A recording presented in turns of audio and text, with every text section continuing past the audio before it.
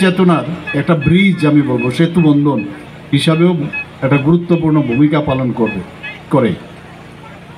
এবং বিগত কয়েক বছর ধরে এই বনকুল মহামণি বুদ্ধ বিহারটি বৌদ্ধ ধর্মের শিক্ষা এবং ঐতিহ্যের অন্যতম কেন্দ্র হিসাবে আত্মপ্রকাশ করেছে।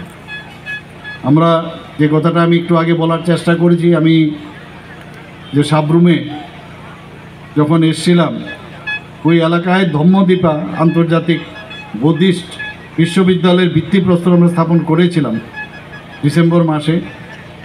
যদিও এটা একটা রাজ্যের একটা প্রাইভেট ইউনিভার্সিটি, যখন আমার কাছে এই প্রপোজালটা এসেছিল বিধানসভায় কিন্তু আমি জোরালো বক্তব্য রেখেছি।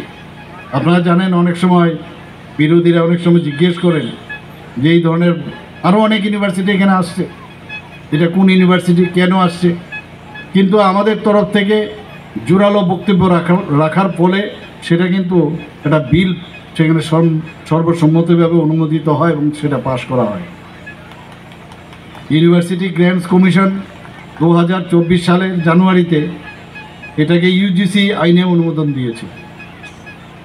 এখানে বলা হয়েছে অস্থায়ী ক্যাম্পে, আমি নিজেও গিয়েছিলাম একটা স্কুলের মধ্যে, ধর্মদীপা যে স্কুল আছে সেখানে অস্থায়ীভাবে এখন এই ইউনিভার্সিটির কাজকর্ম চলছে।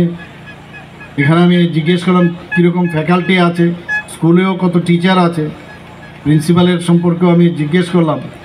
এবং সব ধর্মেরই আমি দেখলাম সেখানে ফ্যাকাল্টিও আছে, স্টুডেন্টসও আছে। আমি বলবো একটা মানে ইউনিটি ইন ডাইভার্সিটির একটা দৃশ্য কিন্তু আমি সেখানে দেখতে পেয়েছি, খুবই ভালো লাগলো। এবং এখানে শুধু ইউনিভার্সিটি হলেই হয় না, স্কুল হলেই হয় না, এতে করে কিন্তু কাজের কর্মসংস্থানের এখানে সুযোগের সুবিধা রয়েছে এবং সেটা হচ্ছেও, আগামী দিনেও হবে। আমরা নালন্দার কথা আমরা জানি, তক্ষশিলার কথা আমরা জানি।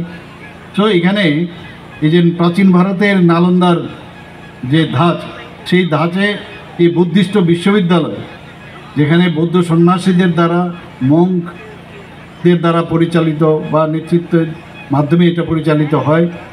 আমি আশা করি সেই নালন্দার যে খ্যাতি, সেটা মাননীয় প্রধানমন্ত্রী আপনারা জানেন যে নালন্দাতে আবার সেটাকে রিজুভিনেট করেছে।